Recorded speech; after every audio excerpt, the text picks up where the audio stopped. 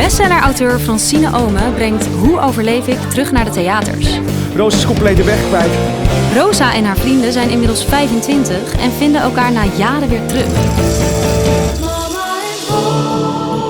Alsjeblieft. Voor hen geen huisje, boompje, baby, maar een koffer vol onbeantwoorde toekomstvragen.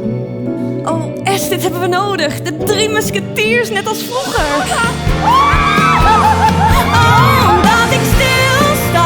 Samen besluiten ze het roer om te gooien in het zonnige Portugal. Hoe overleef ik de musical is nu te zien in de Nederlandse theaters.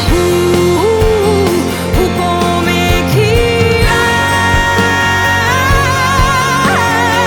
Ik sleep me door de dagen, elke dag lijkt eindeloos.